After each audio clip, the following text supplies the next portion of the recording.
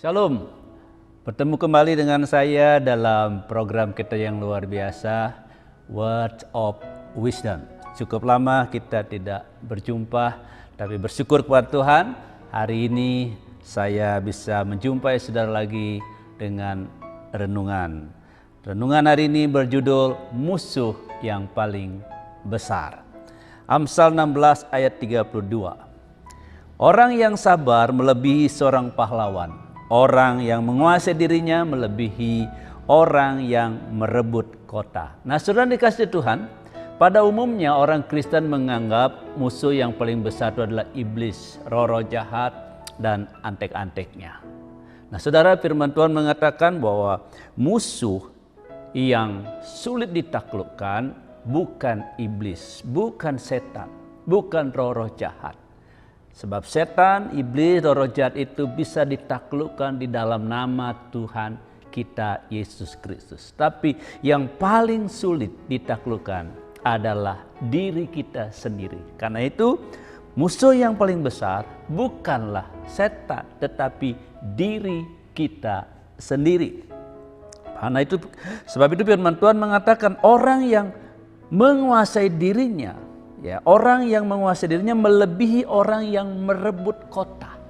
Jadi orang yang menguasai dirinya itu melebihi orang merebut kota. Berarti diri kita ini sesuatu yang sangat sulit ditaklukkan, sangat sulit dikendalikan. Nah, kalau kita bisa mengendalikan diri kita, menaklukkan diri kita, firman Tuhan mengatakan kita lebih dari orang yang dapat merebut kota. Nah, saudara dikasih Tuhan, apa saja yang seringkali sulit untuk kita taklukkan dalam diri kita? Yang pertama, saudara, keinginan di dalam diri kita. Yakobus 4 ayat 2, kamu mengingini sesuatu tetapi kamu tidak memperolehnya. Lalu kamu membunuh, kamu iri hati tetapi kamu tidak mencapai tujuanmu. Lalu kamu bertengkar dan kamu berkelahi. Kamu tidak memperoleh apa-apa karena kamu tidak berdoa. Nah, saudara, keinginan manusia seperti bumi yang menganga, sehingga saudara sulit untuk dipenuhi, sulit untuk dicukupi, karena dia seperti bumi yang menganga. Nah, sudah dikasih Tuhan, dan kalau ini tidak dikendalikan, maka ini akan terus haus lagi, ingin lagi. Banyak orang Kristen yang terjebak dalam korupsi, penyalahgunaan keuangan, atau kejahatan-kejahatan yang lain. Oleh karena apa? Karena keinginan pada diri sendiri. Nah, saudara dikasih Tuhan, keinginan kepada diri sendiri ini kita bisa atasi kalau kita punya rasa cukup dan juga hidup mengucap syukur. Kalau kita memiliki rasa cukup dan bisa mengendalikan diri, tidak terus mengingini daging ini, keinginan-keinginan daging kita, maka kita lebih dari seorang pemenang. Kemudian yang kedua, saudara, harga diri kita. Yakobus 4 ayat 6, tetapi kasih karunia dianugerahkannya kepada kita lebih besar daripada itu. Karena itu ia berkata, Tuhan menentang orang yang congkak, tetapi mengasihani orang yang rendah hati. Saudara, saat kita menempatkan diri kita paling atas, paling di atas, merasa kita paling hebat, paling terhormat, maka sudah dikasih Tuhan, itulah sumber malapetaka. Banyak orang Kristen bahkan hamba Tuhan jatuh karena harga diri.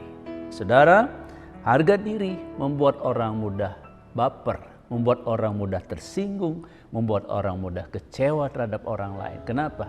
Karena harga dirinya. Dan kalau kita dapat mengatasi harga diri kita dengan kerendahan hati, kita hidup rendah hati, saudara, maka hidup kita akan penuh dengan damai sejahtera dan kebahagiaan.